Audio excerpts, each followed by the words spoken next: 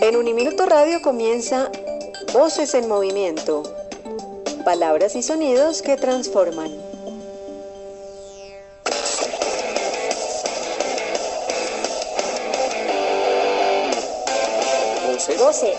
Voces en movimiento, palabras y sonidos que transforman.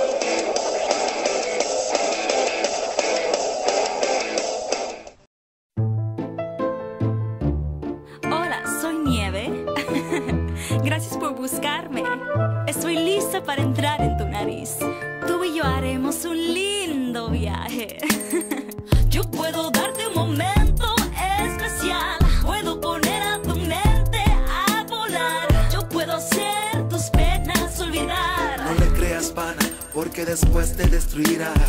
Ven, escapemos al mundo de ilusión, donde importamos solo tú y yo. Yo quiero darte lo que nadie te brindó, pero después te romperá el corazón. Yo como tú así empecé. La conocí en un burdel, me la presentó un amigo, bueno, un supuesto amigo. Al principio yo no quería, luego me pareció atractiva. Por curiosidad quería saber cómo se sentía. Y desde entonces me encuentro en un túnel profundo, largo y feo, del cual no he podido salir. Yo tenía un buen trabajo, tenía esposa, tenía hijos, tenía dinero y todo lo perdí. Y las promesas que Nieve me había hecho de darme consuelo y aliento y quitar mi depresión nunca se cumplieron, solo quedó un vacío inmenso, donde hubo flores ahora hay desierto, angustia y dolor. yo puedo darte un momento especial. Puedo poner a tu mente a volar. Yo puedo hacer tus penas olvidar. No le creas, pana, porque después te destruirá. Ven, escapemos al mundo de ilusión, donde importamos solo tú y yo. Yo quiero darte. Muy buenas tardes para todos los oyentes de Voces en Movimiento, palabras y sonidos que transforman. En la tarde de hoy tenemos un programa bastante interesante sobre la drogadicción en Colombia. Para ello nos encontramos con el equipo de trabajo de Voces en Movimiento. Estamos con Julie Solís, Carlos Moncaliano, Carolina Romero, Angie Paola Ramírez y quien les habla, Alejandro Poveda. La canción que acabamos de escuchar se llama Nieve y es del grupo cristiano Tercer Cielo. Pues bueno, queremos ver la problemática desde la mirada de la víctima, desde la mirada de la persona que lamentablemente cayó en el mundo de las drogas. Pero para dar un poco de contexto al tema, vamos a escuchar una crónica que hizo Carolina Romero sobre por qué un joven puede caer en el mundo de las drogas. Así que Carolina, vamos contigo. Decían que con la cocaína la fiesta nunca acaba. Decían que las drogas era algo chido. Decían que la primera dosis no me atraparía. Decían que si me emborrachaba, serían mis amigos. Decían que la marihuana no te lleva a drogas más fuertes. Dijo que siempre me amaría si fumaba crack con él. Algunas personas dicen que consumen drogas porque sus compañeros también lo hacen y que es por diversión. Le gustaba divertirse y para ella eso significaba drogarse. Otros las toman por simple curiosidad para ver cómo se siente. Un extraño le ofreció una droga con la que experimentaría algo completamente diferente. Algunos las usan para evitar situaciones difíciles que pueden sufrir en la universidad, en el trabajo, con la familia o con los amigos. También hay gente que las consume porque son adictos y no pueden dejar de consumirlas. En este caso, las drogas se convierten en algo más importante que la familia, los amigos o la escuela. Incluso hay personas que usan las drogas por mitos, como que su uso te hace sentir más seguro de ti mismo, te permite trabajar durante más horas, te hace sentir menos cansado y mejora tu vida sexual, entre otros. La idea errónea más extendida es que su uso ocasional no es nocivo para la salud. Es importante saber que cualquier persona que tome drogas corre el riesgo de desarrollar problemas de adicción. El carácter adictivo de la heroína termina esclavizando a sus consumidores. La realidad es que muchas personas jóvenes hoy en día han probado o probarán las drogas durante la adolescencia o al convertirse en adultos jóvenes. Para algunos puede ser una experiencia efímera y pueden que vuelvan a una vida saludable, feliz y productiva. Usó ocasionalmente la heroína durante algunos años, pero ahora es un verdadero adicto. Para otros, el consumo inicial de drogas en su juventud puede llevarle a un mayor consumo, abuso y adicción en el futuro. Como acabamos de escuchar, hay diferentes motivos por los cuales una persona puede ser adicta. Y para entender un poco mejor el tema de la drogadicción, hemos decidido invitar a don Luis Eduardo Giraldo, que, pues, como les mencioné antes, es el fundador de la Fundación Reavivamiento y Reforma. Entonces, por favor, bienvenido Luis Eduardo a los micrófonos de Voces en Movimiento. Por favor, cuéntanos un poco la historia de Reavivamiento y Reforma. Buenas tardes. Bueno, la fundación se dedica a rehabilitar jóvenes y señoritas con problemas de drogadicción, alcoholismo y comportamientos.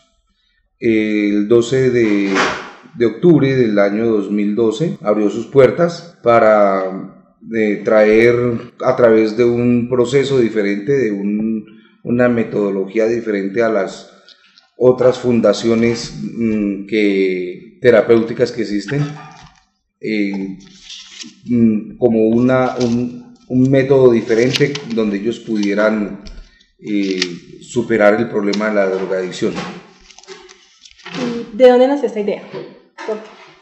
La idea nació estando en otra fundación, apoyando la parte espiritual. Yo observaba que la metodología era de mucha violencia, mucha humillación, de muchos métodos de regresión, donde quienes dirigían la fundación utilizaban estos métodos al parecer con el objeto que la persona saliera, pero cuando saliera, volviera pronto.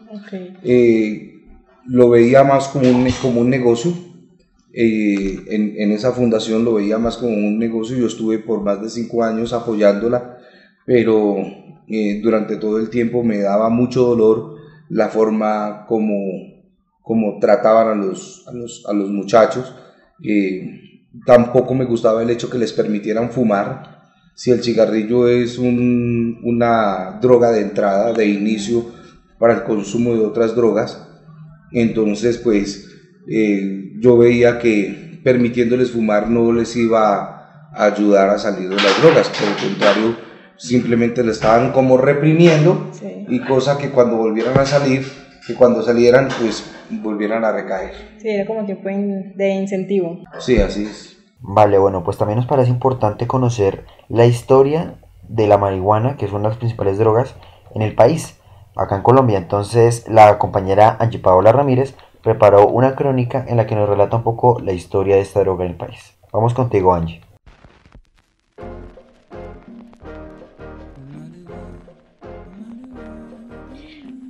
Hola Alejo y oyentes que nos escuchan en el día de hoy, les voy a contar un poco sobre la historia de la marihuana en nuestro país. La marihuana en Colombia.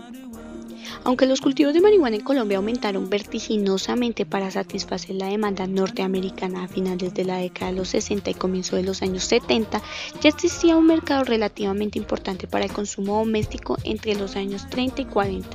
En Colombia, las autoridades ya tenían información de la existencia de cultivos de marihuana en el 1925, lo mismo que el consumo por parte de los marineros y estibadores en los puertos. Los casos de marihuana se volvieron más comunes a finales de los años 30 y comienzos de los años 40. Un informe oficial en el año 1939 sobre la marihuana en la costa caribe señaló que los cigarrillos de marihuana se desprendían generalmente en los lupanares o en los establecimientos frecuentados por personas de bajos fondos sociales. En 1940, el gobierno colombiano se empeñó en una campaña contra el uso de la marihuana. A través de una investigación de archivos, se ha podido documentar al menos alrededor de 60 casos por posesión, venta y cultivo de marihuana en Barranquilla y sus alrededores entre el año 1940 y 1944. Una ley expedida en el año 1946 endureció las penas por venta y consumo de marihuana, considerándolos delitos contra la salud pública. Pero a pesar de los decretos por los casos por cultivo, posesión y venta de marihuana seguían siendo relativamente comunes en el Atlántico, Magdalena y Bolívar. Igualmente en Medellín, según un observador, fumar marihuana ya era muy común en prostíbulos y cantinas y hasta en los teatros, mientras que las autoridades locales también reportaban casos de tráfico de hierba en el departamento de Antioquia. en departamentos como Caldas y Antioquia fue uno de los principales focos de resurgimiento de la violencia a finales de los años 50 y comienzo de los años 60. Para algunos el consumo de la marihuana se relacionaba con el crimen y el terror. Las capturas por casos de marihuana se dispararon entre los años 1961 hasta los años 80-90 en todo el país. Así se siguió fomentando el uso de la marihuana como recreativa y no como lo que vemos ahora en unos pocos uso medicinal, por lo cual en muchos casos la marihuana es la primera droga alucinógena para pasar de una a otra, como la cocaína, el éxtasis, el bazuco y demás drogas existentes que hacen que las personas se vuelvan adictivas y estén en un círculo vicioso como se ha desarrollado a través del tiempo. Bueno, después de escuchar la crónica de Angie Paola, nos gustaría conocer quién es Luis Eduardo, por qué decidió formar su fundación y qué fue lo que más lo motivó. ¿Qué valores lo llevaron a usted a crear esta fundación? Sí, porque pasó de ser policía, por lo que tengo entendido, a ser una cabeza de una organización tan importante que está a cargo de muchas personas. Lo que pasa es que yo cuando me inicié fue en una compañía de antinarcóticos, donde teníamos que destruir pistas clandestinas, hacer allanamientos de ollas, dispendios de droga. Tocaba que hacerle seguimiento y persecución a narcotraficantes, tocaba que interceptar aeronaves, controlar barcos para evitar que llevaran drogas. Al principio fue eso, pero ya después mi deseo cuando yo era niño era ser profesor, y resulta que se me cumple ese deseo gracias a que la policía me permite capacitarme en un programa de prevención en drogadicción internacional que se llama el programa DARE internacional. Entonces me capacitaron como instructor, y entonces pues para mí fue de mucha felicidad porque quería ser profesor y lo logré siendo en todos los cursos desde transición hasta el grado 11. Entonces el tema de la drogadicción ahí empezó a apasionarme, me gustó muchísimo empezar a conocer sobre el tema. Pero resulta que yo no sabía nada, yo solo sabía lo que me habían enseñado en la policía, y yo hablaba de prevención y las metodologías de prevención, como lo que hacen algunas personas que dicen, para poder ayudar a los jóvenes a salir de la droga es importante el deporte, entonces tienen una fundación y la enfocan al deporte, ¿sí? Entonces yo utilizaba la metodología que me habían enseñado, pero venía la parte que a mí me inquietaba era que cuando yo hacía los talleres de padres en los colegios, yo daba mi charla, ¿sí? Y a la gente le gustaba, pero al salir llegaba alguien y me decía, ay, señor agente, mire, ¿yo cómo hago? Que es que mi hijo o mi hija o tengo un familiar que está consumiendo, ¿yo a dónde lo llevo? O usted qué me puede recomendar para que mi hijo o mi hija deje de consumir. Entonces yo me enfocaba mucho en el ámbito familiar, lo aconsejaba, no, mire, si usted lo grita, si usted lo maltrata, si usted lo controla mucho, en esas cosas, pero en realidad era muy importante, o es muy importante, que si la persona está en consumo pueda tener una rehabilitación en una fundación donde pueda abstenerse del consumo, donde pueda parar el consumo, donde pueda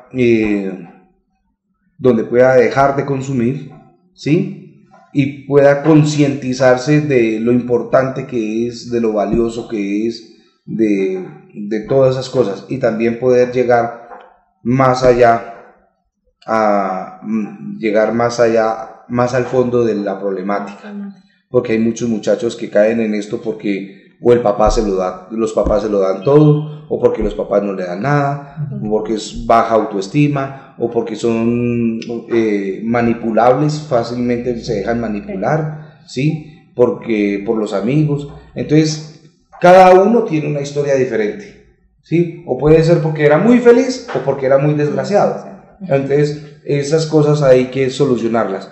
Entonces, en la fundación nosotros ofrecemos un tratamiento integral que involucra a la familia y que a la familia de los muchachos, ¿sí? Entonces, aquí manejamos todos esos aspectos. ¿Y qué actividades realizan para que las personas se rehabiliten? Bueno, primero que todo hay que hablar que nosotros, la parte más importante que trabajamos es la espiritual. Aquí hacemos devocionales todos los días, tanto en la mañana como en la noche, tanto al levantarse como al acostarse, ¿sí? Dios es el que da esa fuerza a través de la concientización del dominio propio, ¿sí? de la fuerza de voluntad. Nos aconseja y nos muestra que debemos dejar de ser, debemos tener un carácter para poder aprender a decirle no a las cosas que no son buenas, a las cosas que son malas. Entonces, esa es la parte más importante. Pero yo aquí también tengo un psicólogo que es conocedor del tema. Tengo un psicólogo que es muy profesional, que es muy bueno, ¿sí? Y que es una persona que ayuda, direcciona el proceso que nosotros desarrollamos aquí en la fundación. Adicionalmente a eso, tenemos un maestro en destrezas mentales, porque así como nosotros debemos ejercitar nuestro cuerpo diariamente, también debemos ejercitar nuestra mente. Entonces tenemos un maestro en destrezas mentales que 2 horas a la semana desarrolla las destrezas con los muchachos. Tenemos una enfermera, tenemos una fisioterapeuta. La fisioterapeuta nos ayuda con diferentes tipos de ejercicios, ya sea aeróbicos, ejercicios de toda clase, para que los muchachos tengan muchísimo cuidado de no irse a lesionar haciendo sus ejercicios diarios, porque ellos también hacen ejercicios diariamente, ¿sí? En la mañana hacen 1 hora de ejercicio bien intensivo. Tenemos un capellán que es el que trabaja la parte espiritual y los guía espiritualmente, los aconseja, les da consejería y todo. Tenemos una profesora de italiano, ¿sí? Que semanalmente les da 2 horas de italiano, un profesor de inglés, también tenemos un músico, también les da clase de música, y los muchachos aquí, entre todos ellos, van interactuando con todas las en cada una de sus habilidades y destrezas, porque todos ellos ahí donde los ven son muchachos que tienen muchísimas habilidades. Entonces también para mí es muy importante que se trabaje la parte social. Para poder salir de aquí del proceso deben salir a enfrentar el mundo, y esa parte social es la más importante. Entonces también tengo un profesor de literatura. Él les está enseñando a escribir correctamente y les está enseñando a pronunciar correctamente. Entonces ellos tienen aquí como 4 horas entre la literatura y escritura, y durante toda la semana ellos están todo el tiempo ocupados. Semanalmente ellos ven una película. No es cualquier película, no es ni de terror ni de acción, sino películas que les deje a ellos un mensaje. Especialmente eso es cinearte, lo que ellos ven. Entonces, con una ocupación del tiempo libre, que eso es lo que le falta a los jóvenes de hoy día, mantenerse ocupados, ¿sí? Mantener ocupados su tiempo libre, con eso es lo que nosotros buscamos, que ellos puedan salir adelante de la problemática, ¿sí? Okay. Yo quisiera saber cómo se financia todo esto, porque es mucho, o sea, son muchas actividades y está realmente. Porque es muy interesante su propuesta. Los muchachos aquí están en una rehabilitación que se puede decir que es constante, que los llenan de herramientas, que los llenan de herramientas para afrontar cosas que unas personas se puede decir que en sus facultades mentales normales desperdicia o no tiene el acceso. Exacto, ¿cómo financian todas esas actividades? Pues la verdad hay dos cosas hay dos cosas como se financia. La primera es que las familias pagan una cuota. Okay. Las personas que están aquí están desde 300,000 pesos hasta 400,000 pesos. 300 y 400,000 pesos es la cuota. Sí, los de muy bajos recursos económicos, ellos pagan 300, pero ya las personas que tienen mayor capacidad pagan los 400,000 pesos, que pues la diferencia no es mucho.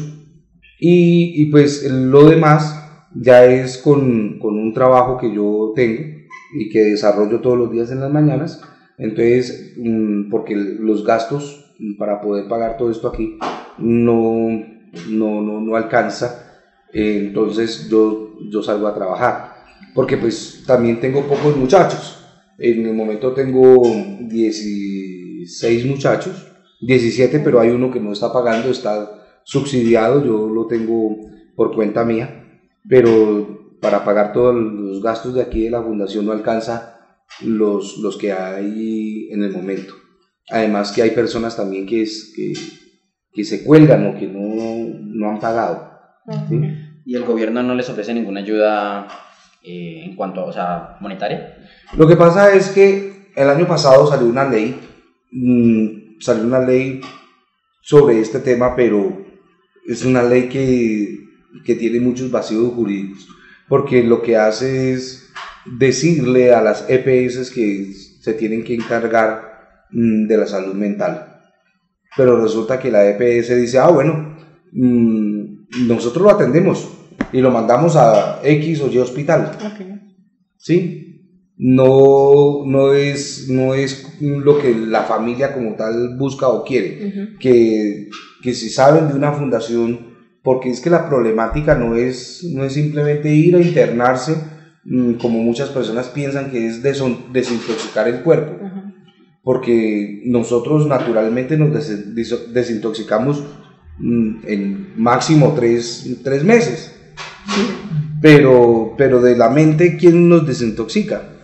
¿Sí? Entonces hay muchachos que tienen problemas adquiridos por la droga, de problemas sexuales, de hurto y muchas otras, de violencia y muchas otras cosas así complicadas que las EPS no le van a resolver a usted con una desintoxicación. ¿Sí? Entonces desafortunadamente en las fundaciones no contamos con ningún apoyo así como real por parte del gobierno, no. ¿Qué horarios manejan los muchachos que están en la fundación? ¿Ellos están todo el día acá o ellos tienen horarios? Ellos viven acá. Viven acá. Y durante todo el proceso están acá. Y el horario que manejamos es desde las 5:30 de la mañana, ellos se levantan a hacer ejercicio. Y se acuestan a las 9 de la noche. O sea que ellos tienen un periodo de 8 horas y media de descanso diarios.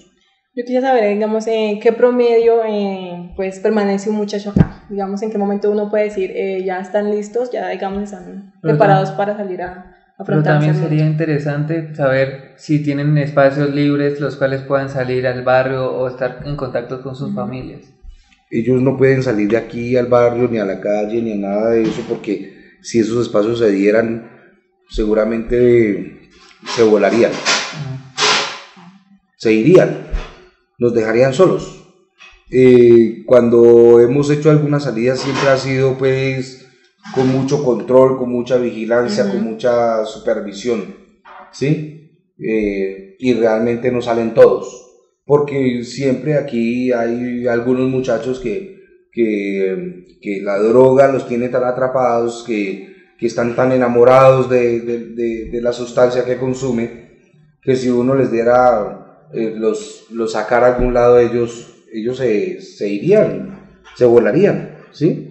Entonces las familias vienen y los visitan a ellos los domingos de 1 a 5 de la tarde, ¿sí? Ese es el espacio que tienen familiar. Y bueno, retomando la pregunta que hacía Julie, ¿cuánto tiempo en promedio dura un muchacho para que pueda volver a salir a la sociedad? Nosotros tenemos aquí diseñado un proceso que dura 1 año, en 4 fases de 3 meses cada uno. Entonces, yo personalmente soy sincero, le digo, nadie de los que yo he tenido acá ha hecho 1 año de proceso. Todos han salido crudos, por decirlo de alguna manera. Pero afortunadamente, de todos los que han salido en el momento, yo tengo una estadística de 13 muchachos que están bien. De todos los que han pasado por la fundación, hay 13 que están bien. Lo que pasa es que el éxito está especialmente en los que llegan por primera vez. En los que llegan por primera vez. Pero si ya son muchachos que han estado en una fundación, en otra, y han sufrido maltrato, humillaciones y muchas cosas de esas, entonces es muy complicado. Cuando ya las sustancias como tal, se arraigan en el cuerpo, en la vida, en la mente de las personas, es muy complicado. Entonces para esas personas sí ya se necesita muchas veces un tratamiento más largo de los 12 meses, ¿sí? Porque desafortunadamente aquí, por ejemplo, tenemos muchachos con las neuronas muy quemadas, ya prácticamente psiquiátricos. Entonces una persona psiquiátrica, dígame cuándo puede salir. ¿Sí? Y hay personas que le dan muchos dolores de cabeza y muchas tristezas a la mamá, especialmente porque salen de una fundación, recaen y vuelven a la fundación y recaen, ¿sí? Entonces ese es desafortunadamente uno de los grandes problemas que tenemos con esto. Y en el caso de, digamos, muchachos que no están cómodos acá o que no se sienten bien acá, cuando ellos tienen algún, digamos, ataque de violencia o algo, ¿qué hacen? Pues cuando ellos tienen ataque de violencia en esta fundación, solo hay una solución. Tienen que pelear solos, tienen que violentarse ellos con lo que quieran.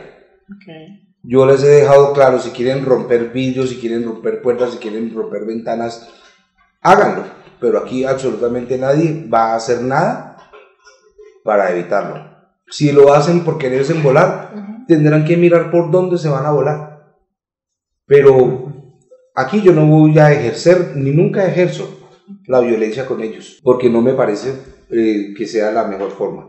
Entonces, pues, sencillamente nosotros aquí tenemos extremadas las medidas de seguridad en ventanas, en puertas y en todo lado, para que no se vayan a volar, ni violentamente ni discretamente, ¿sí? Entonces, pero si se han de enojar, si se han de disgustar, porque esa pregunta es muy buena, la verdad tienen que mirar de qué manera se van a controlar ellos mismos con su enojo y con su rabia. Pero aquí nadie le pega a nadie.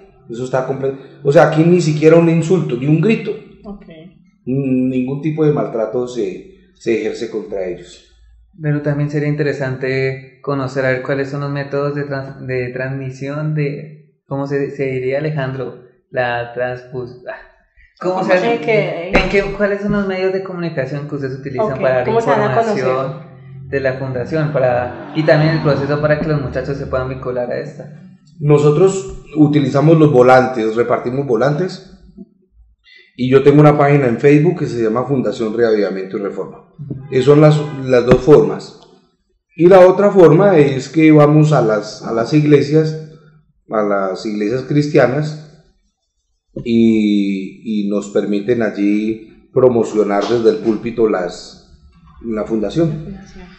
Yo he visto que la fundación tiene bastantes arraigo, o sea, tiene un arraigo cristiano bastante fuerte.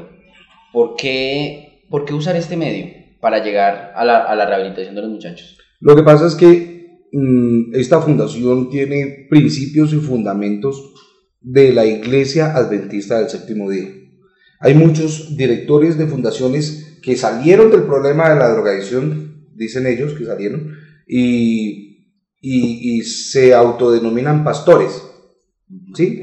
Entonces, y en las fundaciones les llaman pastores, pero pues uno de todas formas los ve como con unas actitudes que pues, sí es una crítica, pero me disculpan, no tienen nada de pastores, ¿sí? Porque siguen fumando, siguen tomando café, siguen permitiendo maltratos y todo. Pero nuestra iglesia es una iglesia mundial, ¿sí? Y nosotros, yo cuento con el apoyo espiritual de la iglesia adventista y también me ayudan de vez en cuando con mercado o con alguna cosa. Ese fue uno de los objetivos. Yo veía que había muchachos de nuestra iglesia que estaban perdidos en el problema de la drogadicción, y lo que yo quise fue precisamente tener la fundación para poder ayudarlos a ellos. ¿Alguna vez se ha presentado un caso en el que algún muchacho que perteneció a la fundación y, digamos, dejara la fundación volviera? Sí, claro. Sí hay casos. Hay casos, y gracias a Dios por la metodología que tenemos aquí en la fundación, vuelven voluntariamente. Han vuelto voluntariamente acá a la fundación. Sí. ¿Y qué sentimientos se encuentran en ellos? O sea, ¿qué piensan ellos? Ese sentimiento es un sentimiento de impotencia, es un sentimiento de que se sienten defraudados. Ellos mismos se sienten defraudados por no poder haber logrado salir adelante.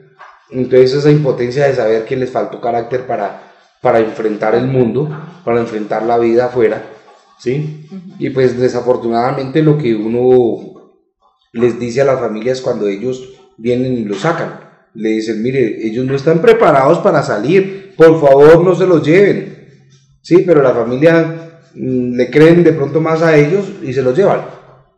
Entonces después vuelven. Y si no vuelven acá, se los llevan para otra fundación. Pero desafortunadamente así es. Aquí se siente como que si fuera una familia, que hay una unión tan tremenda que entre las personas que asisten como los docentes que la dan. Pero también sería importante saber en qué localidades se basa, en qué localidades se puede encontrar este movimiento, esta fundación, sí. Se me traba la lengua. Estamos aquí en la localidad de Suba, en el barrio Casablanca, y esa es la única sede que hay a nivel de Bogotá y a nivel nacional, ¿sí? Pero sí, yo sí le agradezco que usted mencione lo de ese ambiente, porque eso es lo que buscamos. Yo busco que los muchachos me vean a mí como un papá, ¿sí? Para ellos. Y desafortunadamente hay que decirlo, hay muchos que son padres, pero son simplemente el solo título. Pero por acá uno solamente ve venir son las mamás, los papás muy poco, casi nada. Y las mamás son las que más sufren y todo, las que más se preocupan por ellos, las que más están pendientes. Sí, pero los papás, no, vaya usted y visítelo. Sí, llévele cosas, dígale que saludos. Pero no es suficiente. Pero desafortunadamente no es suficiente y no contribuyen al proceso de los muchachos. Pero aquí como tal, el objetivo que yo tengo, el propósito es que aquí seamos como una familia, que entre todos podamos hablar, que entre todos podamos resolver los problemas, que entre todos nos apoyemos, que entre todos podamos aconsejarnos cuando hayan situaciones de diferente clase. Bueno, cambiando un poco el tema, nuestro equipo de trabajo también se propuso hacer un Vox Populi para saber qué piensa la gente sobre la rehabilitación de una persona que cayó en la drogadicción. Por eso es que nuestra compañera Carolina Romero nos preparó las opiniones de algunas personas que entrevistó sobre qué piensan. ¿Será que una persona drogadicta puede rehabilitarse o es algo que no puede pasar? Estuve en las calles de Bogotá preguntando a los colombianos que si creen posible que un drogadicto llegue a su rehabilitación después de haber estado sumergido en este mundo.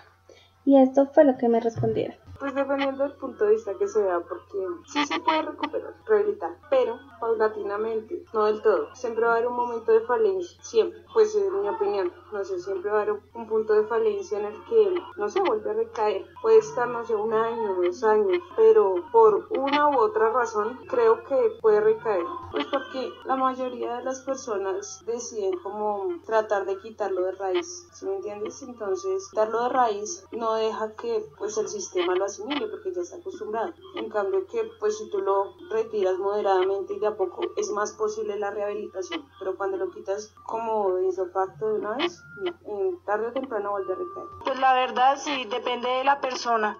Vamos a, pues depende como el proyecto, pues, aunque eso es muy difícil porque pues ellos están muy acostumbrados o están muy adictos a eso. Y para eso, pues, obviamente tienen que pasar un proceso difícil, pero hay unos que lo logran, así como hay unos que no. Pues la verdad, yo digo que sí. No sé.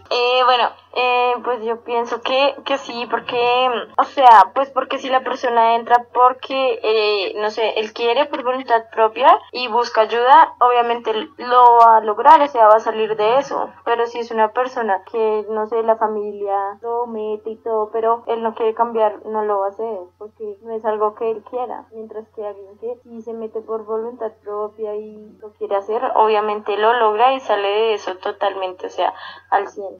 Pues todo depende de la fuerza de voluntad que uno le coloque al asunto. Entonces depende si uno entra con muchas ganas o no al centro de rehabilitación, también de la calidad del centro de rehabilitación al que entra, también el apoyo y la familia que tenga, porque si uno entra pues solo a rehabilitarse y no tiene apoyo, pues uno en la medida del tiempo se va a aburrir, pero si uno tiene el apoyo de la familia lo apoya, y valga la redundancia, pues sí, que lo apoyan a uno, pues yo creo que uno sí se mete como más ganas a la cosa, pero si uno no tiene apoyo y en la vida está solo, pues uno dice, bueno, pues para qué me voy a rehabilitar si no. Pienso que sí se puede rehabilitar una persona drogadicta. ¿Por qué? Por lo mismo, porque si hay fuerza y hay apoyo, todo se puede. Según unos estudios arrojados por la científica Nora Wolf, los adictos a la marihuana, la cocaína, la heroína y otras drogas legales como el alcohol y el cigarrillo no lo son por su voluntad, sino que diversas difusiones de su cerebro no los deja vencer su adicción. La dopamina es un neurotransmisor cerebral que juega con un estímulo esencial en el cerebro. Si comer un chocolate o aspirar cocaína por primera vez se siente como un estímulo placentero, el cerebro libera dopamina y activa los centros del placer. Por eso la comida es placentera, pero las drogas esclavizaron el sistema y lo desnaturalizaron. Nuestro cerebro no se creó para que consumiéramos drogas. Las drogas afectan la corteza frontal del cerebro, la cual controla los deseos y las emociones. Y don Luis Eduardo, ¿qué podría decirle a las personas que, o sea, consideran que las personas que cayeron en la drogadicción no tienen rehabilitación, que no pueden volver a la sociedad? Yo creo que sí tienen, pero dependiendo del caso, algunos se demoran más que otros, ¿sí? Es cuestión de tener paciencia, es cuestión de ser tolerantes, es cuestión de darse el espacio para pensar y recapacitar en la problemática. Si no lo hacen, créame que toda la vida se la van a pasar en lo mismo, ¿sí? Porque hay personas que no han pasado por ninguna fundación y se cansan de la droga, y un día cualquiera se sientan en cualquier sitio y se ponen a pensar en esa vida miserable y en esa vida terrible que llevan y dicen, no, ya no voy a volver a consumir, y lo consumen mal y lo consumen sin haber ingresado a una fundación, y si lo hacen con fuerza de voluntad, ¿sí? Entonces, y muchos de ellos también ven el daño que de pronto causaron con los hijos, con los padres, con lo que sea, A alguno, por ejemplo, se le murió la mamá o el papá y por culpa de estar consumiendo ni se enteró que murió, ni pudo estar en el entierro ni nada. Entonces pues todo eso los lleva a concientizarse de eso. Pero hay personas que creen que no pueden salir, pero sí se puede salir. Sí, es cuestión de darse en el tiempo, ¿sí? Es cuestión que dejen de estar pensando en otras cosas, diferente a la problemática, ¿sí? Porque muchos no se dan el tiempo y lo que hacen es salir, digamos que sí, a trabajar, pero apenas cogen la plata, ¿qué hacen? Recaen, ¿sí?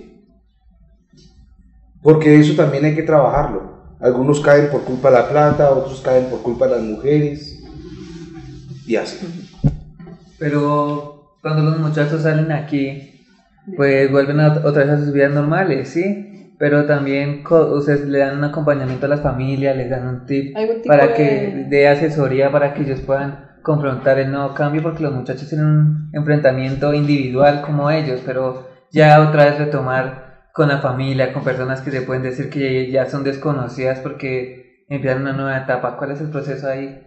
Pues uno les hace acompañamiento, pero lo que yo le decía, uno no quiere que ellos se conviertan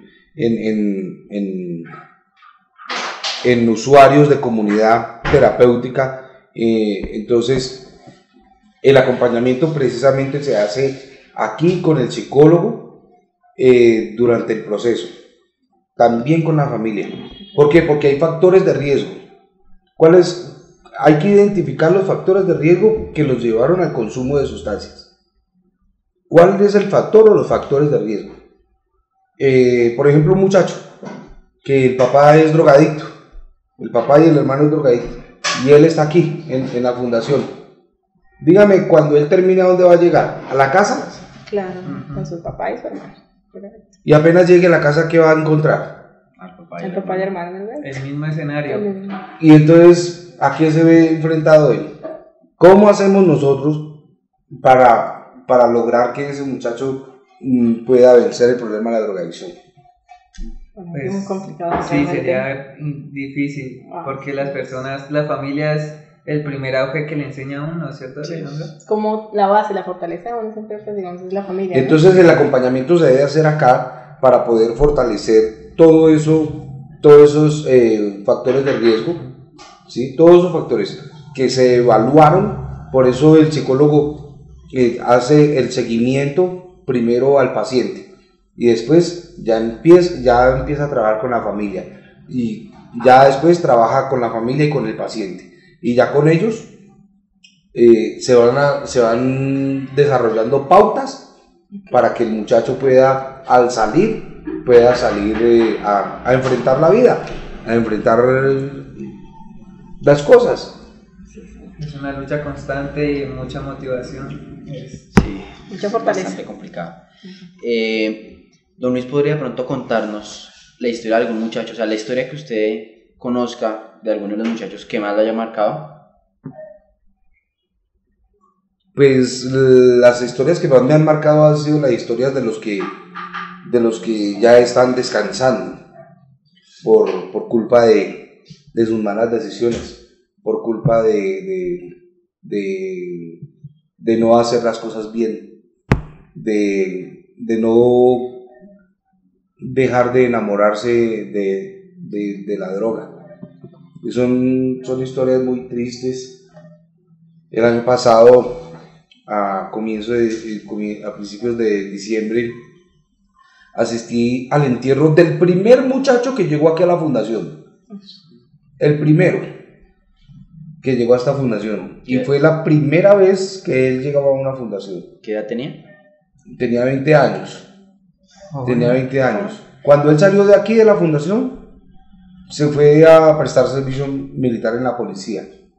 Y después de que salió, sí, él, según lo que contaba en Facebook, porque yo hablaba con él estando en la policía por ahí, consumía también. Y cuando salió, el consumo fue mayor y según eso le dieron un paquete con bastante droga, con bastante bazuco, y él se la consumió y como no la pagó, le dieron 3 tiros por la espalda, lo mataron. Entonces eso fue en el barrio Verbenal. Entonces eso fue para mí muy duro, muy doloroso, muy triste. Cuando yo fui al entierro, la mamá me decía que él no quiso volver a la fundación, nosotros queríamos que él se volviera a internar, pero pues si uno quiere, pues desafortunadamente muchas veces toca obligarlos, toca la fuerza, ¿sí? Entonces eso es muy triste, eso es muy triste. Y pues también hay casos excelentes de muchachos que aquí trabajaron muy bien el proceso personal, el familiar, el social y el espiritual, lo trabajaron aquí, porque aquí se trabajan esos 4 procesos. Cuando ellos salen de aquí, van a trabajar esos mismos 4 procesos en su vida, pero también en lo económico y en lo laboral. Entonces, por ejemplo, yo puedo mencionar a Santiago, ¿sí? Que es un muchacho que, gracias a Dios, está muy bien, está trabajando, está estudiando y asiste a la iglesia, es feliz con su mamá, ¿sí? Entonces eso es un caso exitoso que me encanta mucho mencionar, entre muchos otros que hay, pero es la persona con la que más tengo contacto en estos momentos.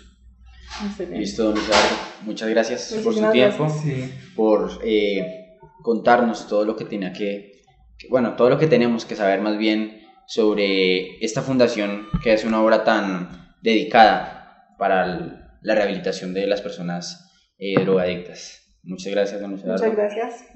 Sí, con mucho gusto. Bueno. No, sí, muchas gracias. Fue muy interesante conocer otro punto de vista, porque uno piensa que el proceso se acaba cuando salen de la fundación. Sí. Uno cree que ya no tienen ningún problema, pero es una lucha constante. Que claro, continúa, el proceso continúa con ellos en la calle. Sí, y es para toda la vida. Ese se puede decir que es el escenario de prueba. Aquí solo como el colegio les educa. Nos dan una herramienta. Y ahí es para enfrentar. Herramientas para salir a enfrentar el mundo real, como quien dice. ¿Sería de pronto posible que habláramos con algún muchacho que esté acá en la fundación? De pronto el caso más... Carlos, señor, ¿nos puede ayudar acá? Hoy toca yo. ¿Señor? Dale un segundito, sí, señor. Bueno. Carlos es una persona muy... Carlos, ¿cómo estás? Mucho gusto, Carlos. Mucho gusto, hombre, bienvenido. ¿Cómo estás? Carlos.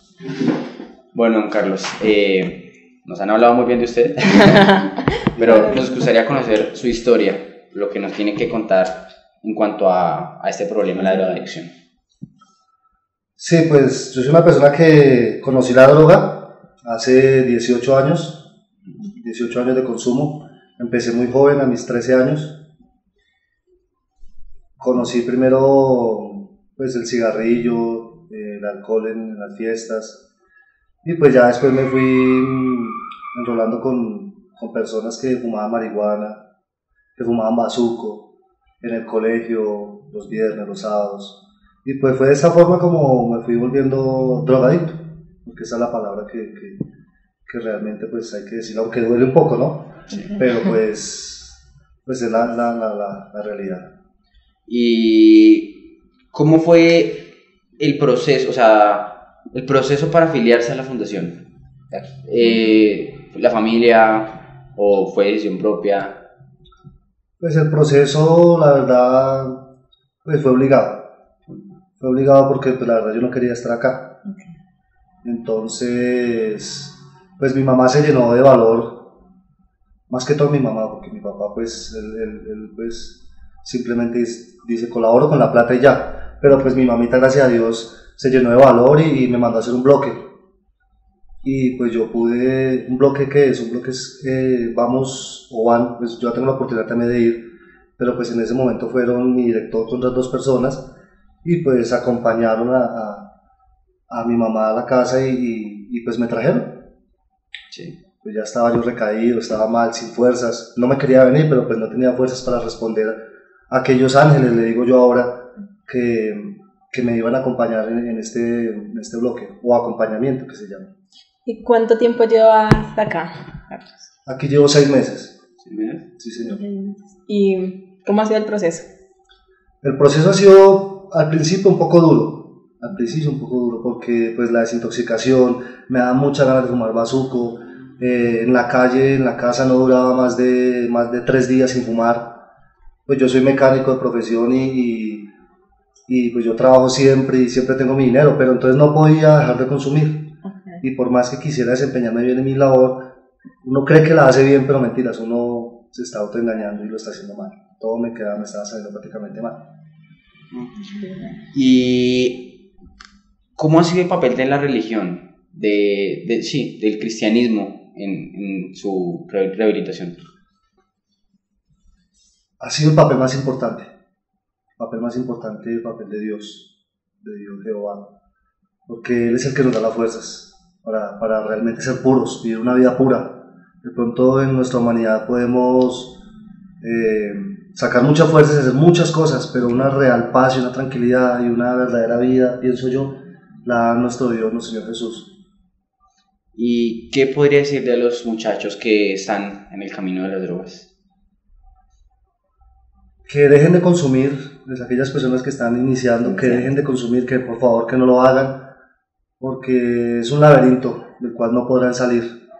Aparentemente hay placer, aparentemente hay una vida buena, pero finalmente es destrucción y muerte. Bueno. Listo, Carlos. Sí, eso fue todo. Bueno, muchas gracias a ustedes. Gracias. Que el Señor les bendiga grandemente. Por compartir con nosotros. Gracias.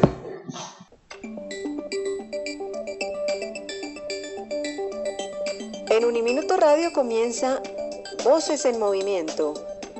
Palabras y sonidos que transforman.